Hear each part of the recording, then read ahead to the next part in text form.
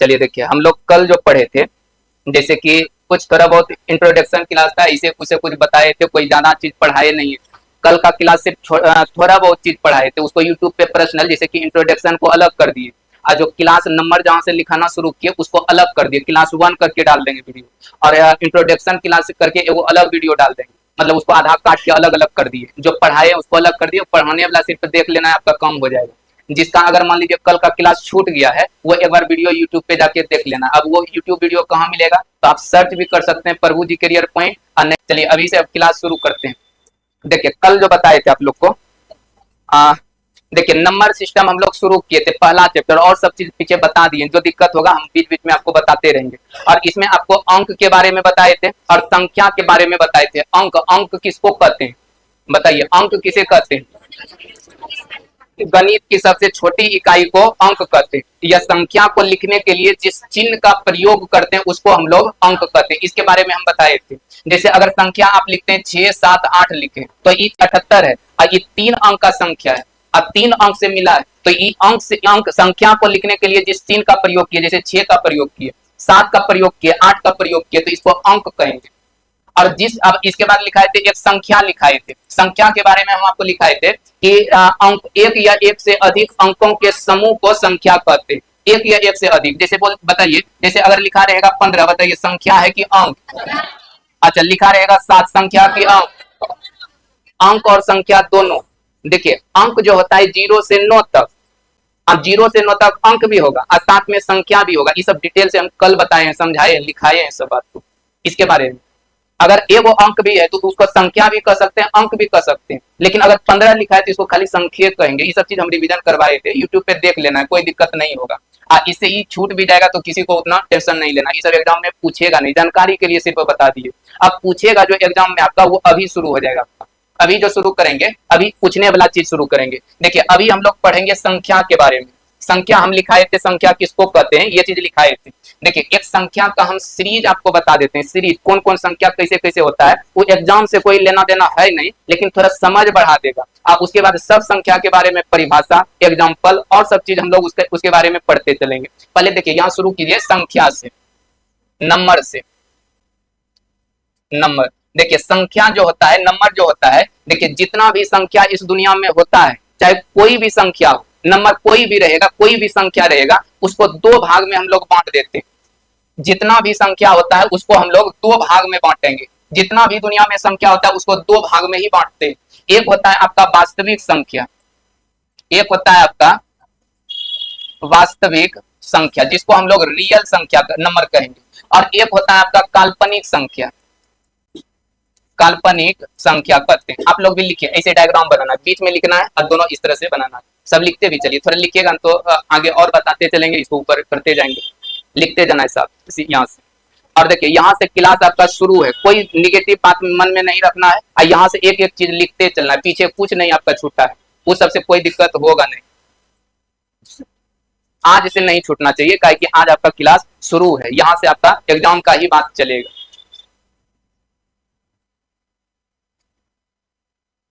देखिए जितना भी संख्या होता है, संख्या को हम लोग 2 पार्ट में बांटेंगे।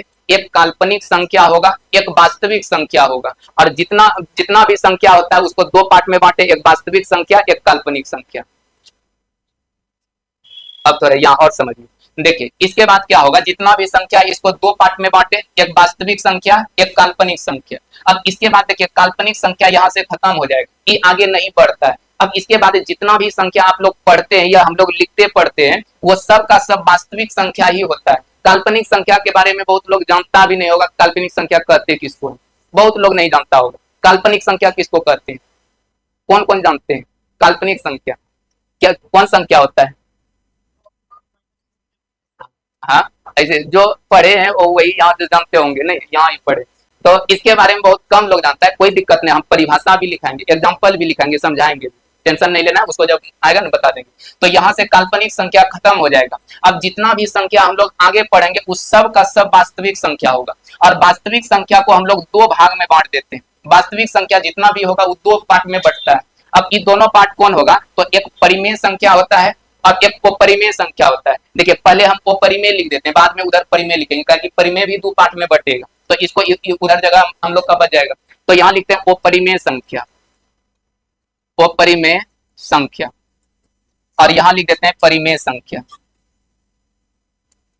परिमेय संख्या, इसको लिखिए। लेकिन इससे इसका टेंशन नहीं लेना, एक डायग्राम बना देते हैं, एक एक का हम बात भी बताएंगे, परिभाषा लिखाएंगे, एग्जाम्पल लिखाएंगे।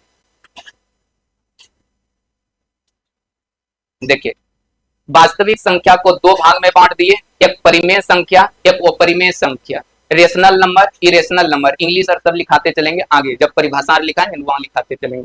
अब देखिए इसके बाद क्या होगा, अपरिमेय संख्या यहां से खत्म हो जाएगा। अब जो भी जितना भी संख्या होगा वो या तो परिमेय संख्या का ही पार्ट होगा, और परिमेय संख्या का भी दो पार्ट होता है। परिमेय संख्या का दो पार्ट होता है, एक आपका होता है पूर्णांक संख्या, पूर्णांक संख्या रेशनल आपका इंटीजर नंबर, और एक होगा दशमलव या भिन्न संख्या, दशमलव या भिन्न संख्या होता है, दशमलव या भिन्न संख्या होता है, दशमलव या भिन्न संख्या। लिखिए, इसको लिख लीजिए।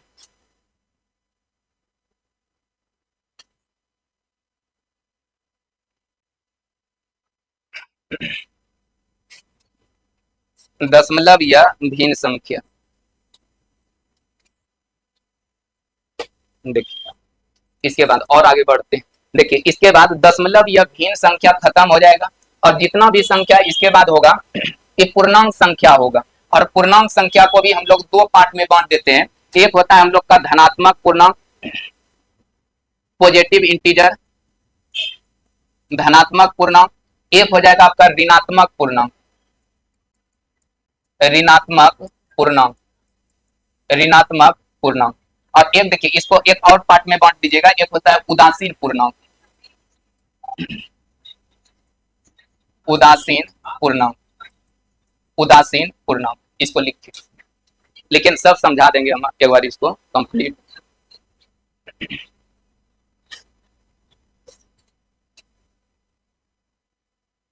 पूर्णांक संख्या को तीन पार्ट में बांट दिए, एक धनात्मक पूर्णांक, ऋणात्मक पूर्णांक और उदासीन पूर्णांक होता है। सबका परिभाषा भी लिखाएंगे, इंग्लिश भी लिखाएंगे, हर चीज आपको बताते हुए चलेंगे, एग्जाम्पल भी बताएंगे। इसके बाद क्या होता है, ये दोनों यहां से खत्म हो जाता है। इसके बाद ये धनात्मक पूर्णांक जो होता है, धनात्मक पूर्णांक का ही पार्ट होता है पूर्ण संख्या, पूर्ण संख्या होता है, जिसको हम लोग होल नंबर कहते हैं। अब इसके बाद पूर्ण संख्या के बाद जो होता है, पूर्ण संख्या का ही भाग होता है प्राकृतिक संख्या,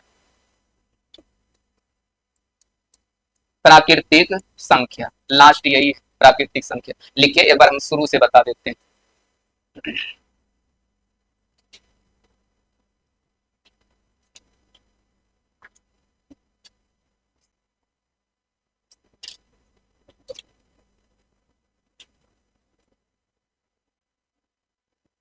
देखिए इससे एग्जाम में कोई ऐसा नहीं कि पूछेगा यह किसी तरह का, लेकिन ये जानकारी के लिए संख्या का एक सीरीज होता है, बस वही सीरीज हम आपको बता दिए। लेकिन इसमें मन में चलता होगा कहीं सम संख्या, विषम संख्या, अभाज्य संख्या, ये सब तो चर्चे नहीं किए, इसमें सब छिपा हुआ है, हम आपको आगे बताते हुए चलेंगे। पहले यहाँ थोड़ा समझिए बात। देखिए आपको करना क्या है कि जितना भी संख्या होगा, जितना संख्या होता है उसका दो पार्ट होता है, उसको दो भाग में बांटा जाता है। एक होता है वास्तविक संख्या, रियल नंबर, और एक होता है काल्पनिक संख्या, इमेजिनरी नंबर होता है। अब ये दोनों सब के बारे में हम आगे परिभाषा और सब लिखाएंगे आपको। इसके बाद काल्पनिक संख्या का यूज कहीं नहीं होता है, कहीं नहीं होता है, बस उसके बारे में हम जानकारी ले लेंगे, बस काम मेरा हो जाएगा, जो जो एग्जाम में पूछेगा हम आपको बता देंगे।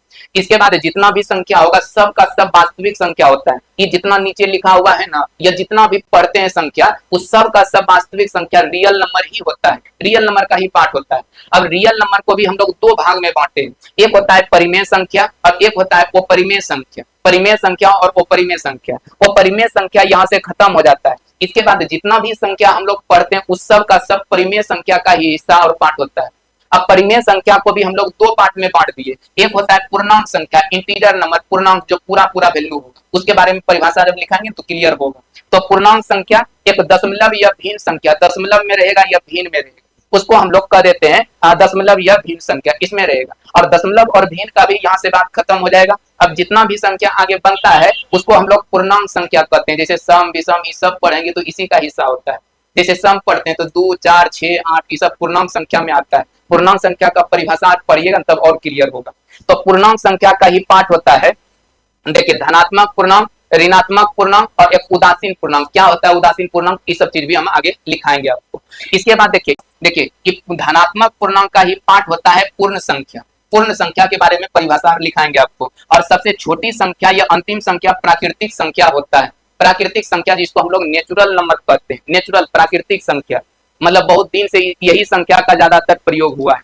प्राकृतिक संख्या नेचुरल नंबर होगा, तो यही नेचुरल नंबर आपका लास्ट में होगा। बताइए संख्या को कितना पार्ट में बांटिएगा, दो पार्ट में। कौन कौन, वास्तविक और काल्पनिक। फिर इसके बाद काल्पनिक खत्म हो जाएगा तो वास्तविक को कितना पार्ट, दो पार्ट। कौन कौन, परिमेय और अपरिमेय। और परिमेय खत्म हो जाएगा तो परिमेय का कितना पार्ट, दो पार्ट। कौन कौन, पूर्णांक संख्या, दशमलव या भिन्न संख्या। इसके बाद दशमलव भिन्न खत्म हो जाएगा तो पूर्णांक का कितना पार्ट, तीन पार्ट। तीन पार्ट कौन कौन, धनात्मक पूर्णांक, ऋणात्मक पूर्णांक, उदासीन पूर्णांक, तीन पार्ट हुआ। इसके बाद ये सब खत्म हो जाएगा। इसके बाद देखिए धनात्मक पूर्णांक का ही पार्ट हो जाएगा पूर्ण संख्या, और पूर्ण संख्या का ही पार्ट होता है प्राकृतिक संख्या। हम जब लिखाएंगे तो परिभाषा रखिएगा, एक दूसरे से जुड़ते हुए जाएगा।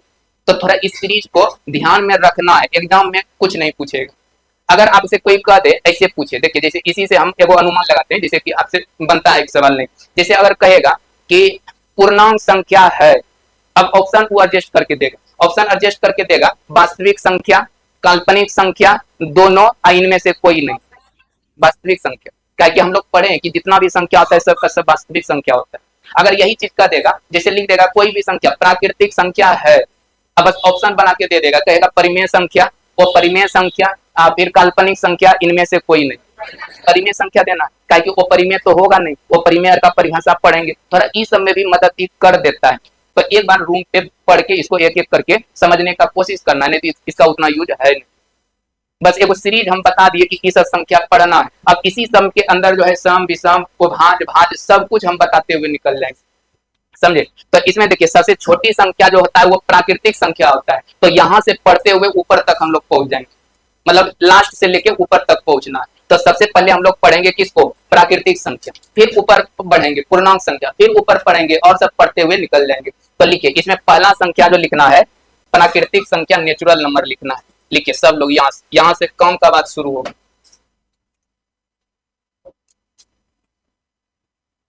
प्राकृतिक संख्या, नेचुरल नंबर।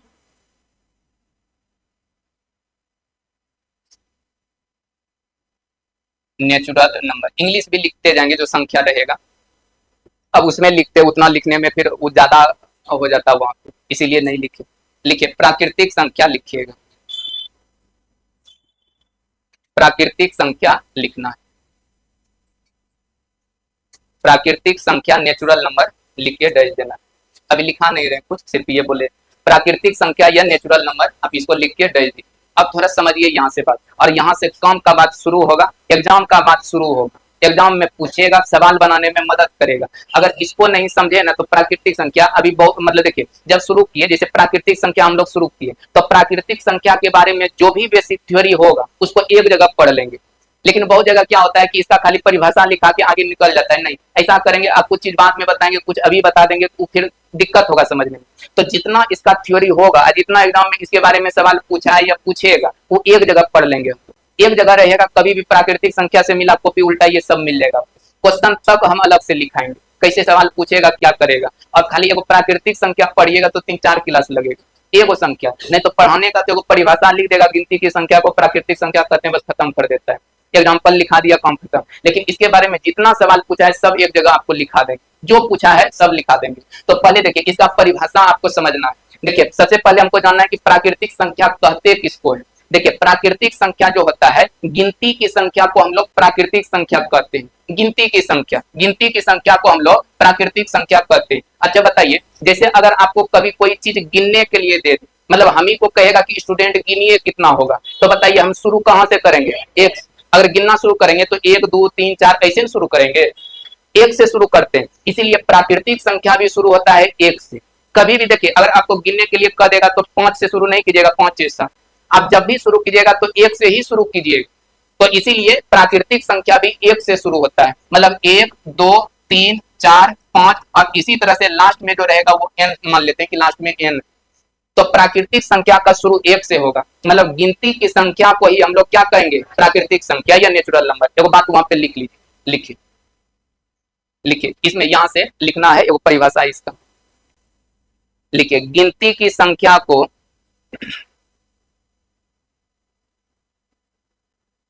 गिनती की संख्या को गिनती की संख्या को प्राकृतिक संख्या कहते हैं। प्राकृतिक संख्या कहते हैं। प्राकृतिक संख्या कहते हैं। प्राकृतिक संख्या कहते हैं या और एक नाम इसको पुकारा जाता है या इसे सतत संख्या, ऐसे सतत संख्या, सतत संख्या, सतत संख्या या क्रमागत संख्या, क्रमागत संख्या, क्रमागत संख्या यहां लिख दिए क्रमागत संख्या, क्रमागत संख्या भी कहते, क्रमागत संख्या भी कहते, क्रमागत संख्या भी कहते। देखिए सबसे पहले तो प्राकृतिक संख्या, यही चीज ज्यादा मिलेगा आपको, लेकिन कभी कभी सतत संख्या, सतत का अर्थ होता है कंटिन्यू, नहीं कहता है सतत, सतत लगातार हो जाता है, लगातार यानी क्रमागत हो गया, तो कंटिन्यू का बात होता है, मतलब सतत लगातार है, 1 2 3 4 5, तो इसको सतत संख्या भी कह सकते हैं, क्रमागत संख्या भी कह सकते हैं, प्राकृतिक संख्या भी कह सकते हैं। अब इसका एग्जाम्पल लिख लेना है, लिखिए इसका एग्जाम्पल।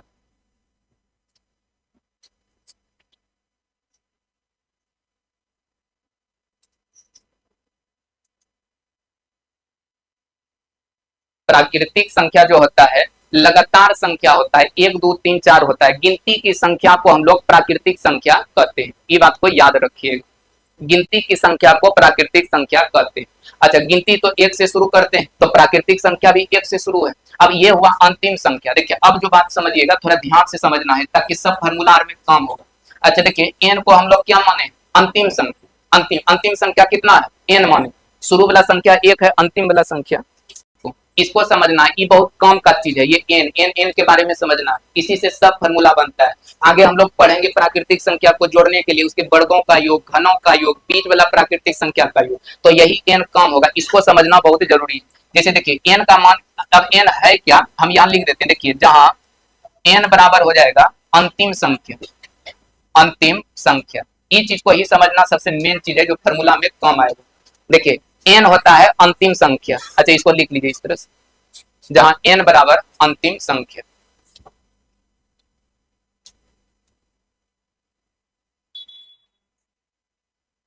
एन बराबर अंतिम संख्या। देखिए अब यहां से एन बराबर अंतिम संख्या। अच्छा बताइए प्राकृतिक संख्या किसको कहते हैं, गिनती की संख्या को प्राकृतिक संख्या कहते हैं। अच्छा प्राकृतिक संख्या शुरू कहां से होता है, 1 से शुरू होता है, 1 2 3 4 लगातार होगा, उसी को प्राकृतिक संख्या कहते हैं। अच्छा एन को क्या कहते हैं, अंतिम संख्या। अब देखिए एन जो होता है अंतिम संख्या होता है, एन जो होता है अंतिम संख्या होता है, और प्राकृतिक संख्या में इसी एन को हम कह देंगे पदों की संख्या है।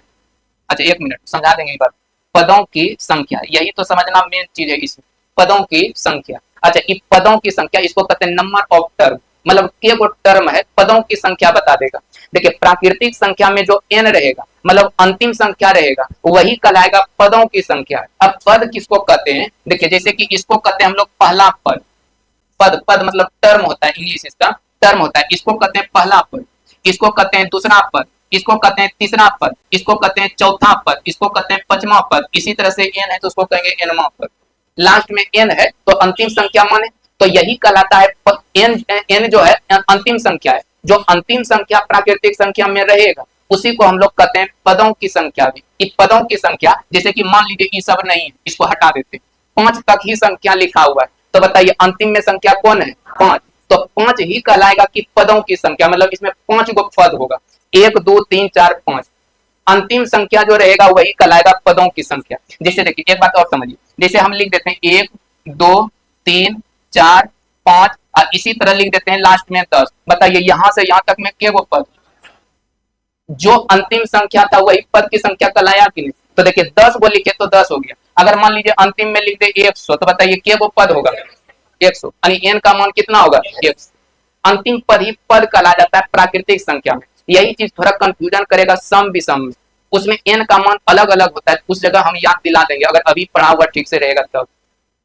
तो एक बात याद रखना है, कभी भी एन का प्रयोग करेंगे तो एन को समझना है कि प्राकृतिक संख्या में पदों की संख्या है, पद की संख्या को बताता है। जैसे मान लीजिए लिखा रहेगा 1 2 3 4 और लास्ट में लिख दे 500, तो बताइए क्या वो पद 500 संख्या इसमें आया हो, 1 2 3 ऐसे लिखिएगा पूरा 500 तक, तो 500 टर्म आया हो, तो वही कहलाता है पदों की संख्या। तो इसको भी थोड़ा लिख दीजिए आप लोग कॉपी में, लिखना पदों की संख्या।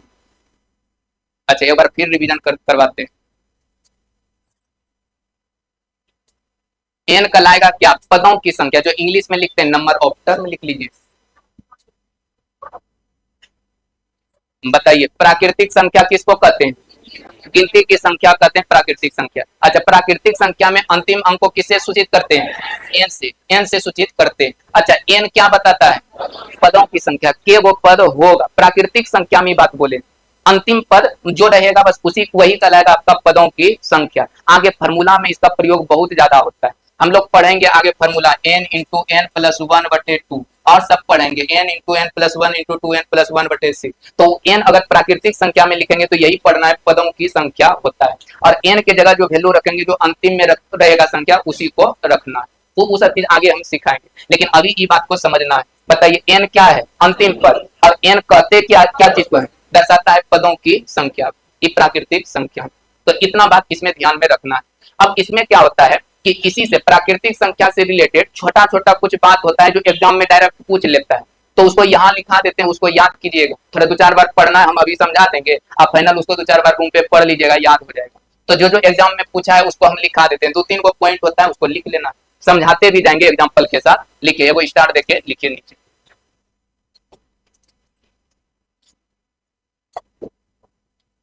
स्टार देके लिख लीजिए। लिखने के बाद हम एग्जाम्पल के साथ भाषा सहित समझा देंगे। लिखिए दो लगातार प्राकृतिक संख्याओं के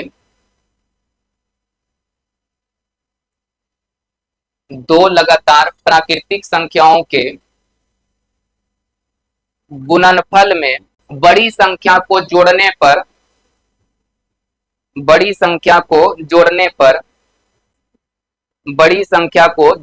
पर तथा छोटी संख्या को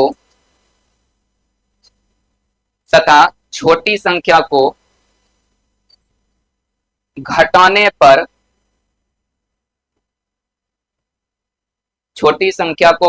पर परिणाम पूर्ण वर्ग हो जाएगा। परिणाम पूर्ण वर्ग हो जाएगा। देखिए अब थोड़ा एग्जांपल से बात को समझना है।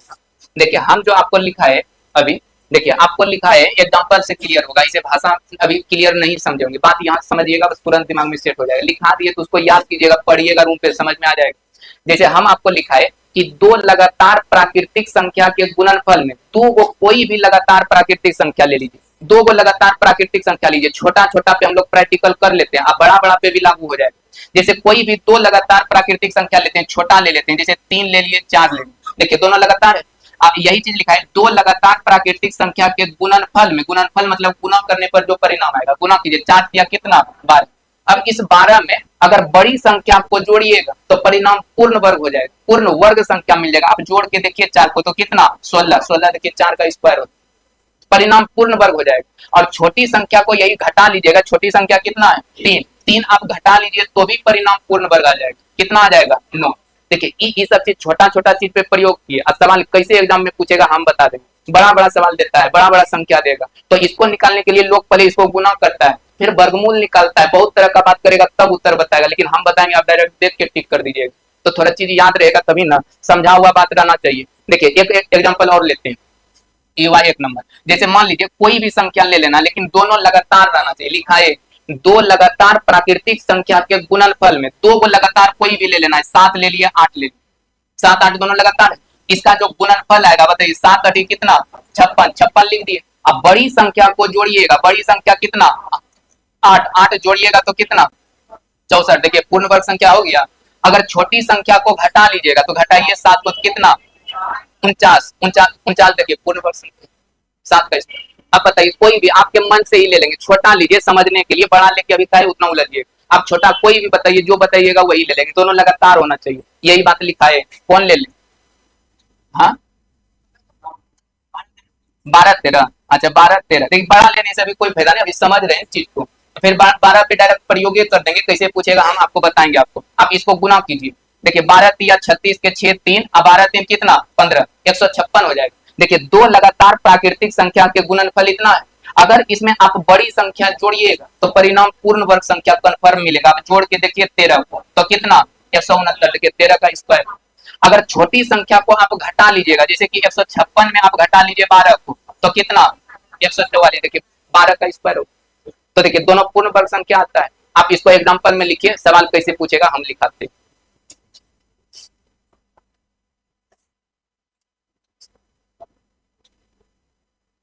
बस इसको याद करना है, समझना है, समझ लीजिएगा, याद रह जाएगा कि दो लगातार प्राकृतिक संख्या के गुणनफल में बड़ी संख्या को जोड़ने पर और छोटी संख्या को घटाने पर परिणाम पूर्ण वर्ग आएगा। बड़ी संख्या जोड़ेंगे तो परिणाम पूर्ण वर्ग, और छोटी संख्या घटाएंगे तो भी परिणाम पूर्ण वर्ग आएगा।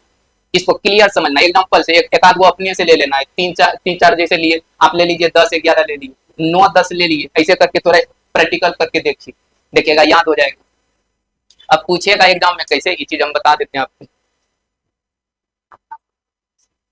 कोई भी लीजिएगा, दो लगातार ले लेना है, मान लेते हैं कि 9 ले लिए, 10 ले लिए, अगर आप इसको गुना कीजिएगा तो कितना हो जाएगा 90। अगर इसमें आप 10 जोड़ दीजिएगा, बड़ी संख्या 10 है तो वो होता है जोड़ने पर, जोड़िए तो जोड़िएगा कितना 100। अगर यही 90 में 9 घटा लीजिए तो कितना 81। देखिए ये भी पूर्ण वर्ग संख्या है दोनों। हाँ, कौन है 1/2 और एक अगुना करना है। अच्छा बताइए, 1/2 प्राकृतिक संख्या है, 1/2 प्राकृतिक संख्या है आपका। प्राकृतिक संख्या कभी दशमलव में नहीं लिखते, जैसे हमको आदमी गिनना है 1 2, आप कहीं गिन देंगे कि 3.5, 3.5 को आदमी होगा नहीं। गिनती की संख्या प्राकृतिक संख्या कहलाता है, वो आधा को होगा ही। अगर कह देंगे 3.5 को आदमी तो फिर गड़बड़ ना हो जाएगा। तो गिनती एकदम पूरा पूरा होता है। प्राकृतिक संख्या कभी दशमलव भिन्न में नहीं आता। प्राकृतिक संख्या लेने बताए, स्पष्ट पढ़िए ना भाषा को, लिखा है दो लगातार प्राकृतिक संख्या के गुणनफल में, प्राकृतिक संख्या लगातार होता है, एक के बाद दो तीन लगातार, क्रमागत भी लिखा दी, तो ये आपका नहीं होगा। और कुछ मन में है तो पूछ सकते, कोई दिक्कत नहीं। अरे उसके मन में था डाउट, पूछ लिया तो उसके लिए नहीं घबराना चाहिए, क्लियर तो हुआ होगा ना। वो ऐसे दिन भर सोचते रहता कि अगर ऐसा ले लेते तब क्या होता, वो अपना पूछ लिया। आप भी पूछ सकते हैं, कोई दिक्कत नहीं, पूछने के लिए एकदम स्वतंत्र है, जो पूछना होगा पूछ सकते हैं। बताइए और कुछ डाउट है या कुछ है मन में, बोलिए, क्लियर करेंगे। अगर कुछ डाउट है तो आप पूछिए, इसके लिए कोई टेंशन नहीं लेना है, गलती स्टूडेंट से होते रहता है, अब होगा भी, उसके लिए सोचना भी नहीं। लिखिए, एक सवाल को लिखिए जो एग्जाम में पूछा हुआ है।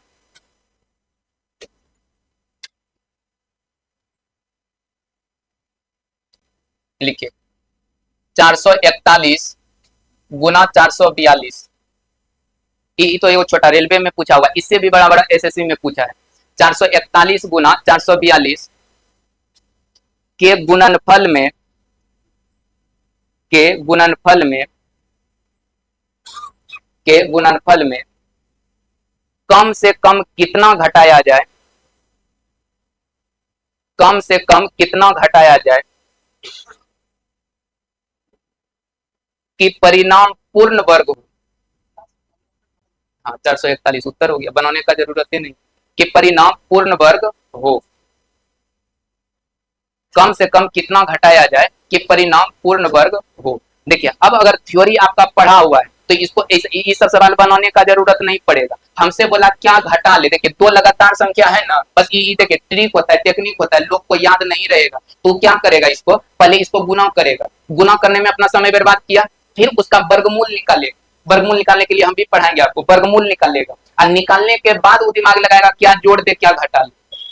लेकिन अगर आपको ये नियम पता है तो बस देखिएगा, उत्तर बता दीजिएगा। जैसे बोला क्या घटा ले, तो हम लोग पढ़े हैं कि दो को लगातार रहेगा, छोटा को घटा लेंगे तो उत्तर हो जाएगा, परिणाम पूर्ण वर्ग हो जाएगा। गुना करके छोटा वाला को घटा लेंगे तो गुना करके छोटा वाला कितना है 441, यही उत्तर हो जाएगा। यही पूछता कि कम से कम कितना जोड़ दे कि परिणाम पूर्ण वर्ग हो जाएगा, तो 442 उत्तर देते। तो यही आपका आंसर हो जाएगा, ये आपका आंसर हो जाएगा। बात नहीं समझे? अच्छा एगो छोटा सा क्वेश्चन लिखना है, एगो लिख लीजिए बस, क्लियर हो जाएगा। थोड़ा माइक प्रॉब्लम हो गया इसलिए। लिखिए 38,447 गुना 38,448 48 के परिणाम में के परिणाम में के परिणाम में कम से कम कितना जोड़ा जाए? तब तो आंसर जानबे करते हैं। कम से कम कितना जोड़ा जाए कि परिणाम पूर्ण वर्ग हो, कि परिणाम पूर्ण वर्ग हो, कि परिणाम पूर्ण वर्ग हो। देखिए सबसे पहले देखना है कि दोनों लगातार संख्या है या नहीं। इधर इधर टेस्ट डिस्कशन चलते रहता है सुबह में, रेलवे के सेट में ये सब पूछा हुआ सवाल ऐसे ही रहता है। एग्जाम में देखिए हम लोग कंपटीशन का तैयारी करते हैं और एग्जाम में जैसे मान लीजिए अगर एसएससी का एग्जाम देते हैं 100 क्वेश्चन रहता है, 1 घंटा का आपको टाइम देता है। क्या 1 घंटा में 100 क्वेश्चन? अच्छा 100 क्वेश्चन 1 घंटा का टाइम, 1 घंटा में कितना मिनट? 60 मिनट। क्या एक क्वेश्चन में 1 मिनट भी टाइम आपको दिया? 1 घंटा में 1 मिनट भी टाइम नहीं देता है आपको। लेकिन यहाँ जैसे कि 1 घंटा दिया उसमें कभी कहेगा सिग्नेचर करो, कभी आ जाएगा कहेगा थंब लगाओ, 10 मिनट उसको भी छोड़ दीजिए तो 50 मिनट दिया। मतलब एक क्वेश्चन बस 30 सेकंड में आपको देखना है, 30 सेकंड में एक क्वेश्चन आपको देखना है। अब जो है थोड़ा रूल भी चेंज हो रहा है। जैसे एसएससी का एग्जाम जो हो रहा है, जैसे जीडीआर का भी आएगा, तो जीडी को 4 सेक्शन में बांटता है, मैथ में, रीजनिंग, जीके, जीएस और आपका एक हो जाएगा इंग्लिश या हिंदी, ये दोनों रहेगा। देखिए इसमें 20 क्वेश्चन, इसमें भी 20, इसमें भी 20, इसमें भी 20 पूछेगा। अब इसमें क्या किया, जैसे कि बैंकिंग में पहले एग्जाम होता था, अभी ऐसे लागू हुआ नहीं, वैकेंसी आएगा तो लागू होने का संभावना है। सिलेक्शन पोस्टर में ये लागू कर दिया है प्रैक्टिकल के लिए, इसमें भी लागू कर सकता है, एमटीएस में भी लागू कर दिया है। तो इसमें क्या करेगा, जैसे कि 20 क्वेश्चन मैथ का है, तो पहले क्या करता था, ओवरऑल मिला के दे दिया 1 घंटा टाइम, कहा कि इस सब क्वेश्चन को हल कीजिए। तो लोग क्या करता था, ई दोनों में ज्यादा टाइम दे देता था। अब ई दोनों को 10 मिनट में कम करके खत्म कर देता था, इसमें टाइम नहीं लगेगा, जब भी टाइम लगेगा मैथ में। लेकिन अब क्या किया कि सबका पर्सनल टाइम बांट दिया कि 15 मिनट ही आपको मैथ में मिलेगा, 15 मिनट आपको रीजनिंग में मिलेगा, 15 मिनट आपको जीके जीएस में मिलेगा, 15 मिनट आपको इंग्लिश में मिलेगा। अब 15 मिनट में मैथ 20 को बनाना थोड़ा डिफिकल्ट होता है बच्चा के लिए, डिफिकल्ट होता है, ऐसा नहीं। देखिए लोग क्या करता था, पहले 20 मिनट 20 क्वेश्चन दिया, हम 25 मिनट लगा देंगे मैथ में, 20 मिनट लगा देंगे मैथ में, बाकी जो उधर होगा सबको बांट के देख लेंगे, जल्दी बना लेंगे। लेकिन अब वो नहीं चलेगा, अब चलेगा कि 20-15 मिनट टाइम खत्म, आपका मैथ का टाइम खत्म। अब आप मैथ को आप कभी बना नहीं सकते। इसके बाद 15 क्वेश्चन है, 20 क्वेश्चन है, रीजनिंग अगर टच कर पाए तो ठीक है, नहीं तो फिर आपका टाइम खत्म। अब ये थोड़ा डिफिकल्ट हो जाएगा, लेकिन टेंशन नहीं लेना, होगा तो सबके लिए होगा, एक के लिए थोड़ी होता है। बस यही होता है कि मेहनत ज्यादा होना चाहिए। अब यही सब सवाल है, लोग इसको गुना करेगा, गुना करके उसका वर्गमूल निकालेगा, वर्गमूल निकाल के सोचेगा क्या जोड़े क्या घटाए, तो उसको टाइम लगेगा। लेकिन अगर मान लीजिए हम देखें और इसका उत्तर ये कर दिए तो कितना टाइम, 10-5 सेकेंड का बात है। तो कुछ सवाल ऐसा भी रहेगा जिसमें आप टाइम बचा सकते हैं, कुछ सवाल ऐसा भी रहेगा जिसमें टाइम लगेगा तो लगेगा। जैसे ये सब सवाल हुआ टाइम बचता है तो मेहनत करके याद करेंगे, टाइम बचा लेना है। कोई दिक्कत होता है क्या? अच्छा चल जाना चाहिए, बोलना चाहिए। अच्छा ठीक है, अब छुट्टी हो जाएगा। तो देखिए इसका उत्तर कितना दीजिएगा, जोड़ा जाए ना, 38,448, यही आंसर हो जाएगा, आपका उत्तर हो जाएगा, इसका आंसर हो जाएगा। तो देखिए आज इतना रहने देते हैं क्या। देखिए मैथ और रीजनिंग के लिए जैसे आपका एकदम बिल्कुल न्यू बैच है, अभी आपसे हम 1 रुपया भी पैसा नहीं लेते हैं। आप 10 दिन 15 दिन 10 दिन लगभग पढ़ लीजिए। जैसे कि ऐसे 1 सप्ताह का डेमो क्लास होता है, हम आपको 10 दिन पढ़ने का टाइम देते हैं, आप पढ़ के देख लेना है, देखने में कुछ जाता नहीं है। 1 आध सप्ताह 10 दिन 12 दिन पढ़ के देख लेना है, ठीक लगेगा तो एडमिशन लीजिएगा, नहीं ठीक लगेगा नहीं पढ़िएगा, उसके लिए टेंशन नहीं लेना। और ग्रुप में अपना जुड़ जाना, उस पर हम मैसेज भी कर देंगे। और अभी से लगातार रहिए, छोड़ छोड़ के नहीं पढ़ना है, कल हम सब बात समझाए इन सब, लगातार रख के पढ़ के देख लेना है, समझे। चलिए ठीक है, आज रहने देते हैं, कल इसे आगे का चीज बताएंगे।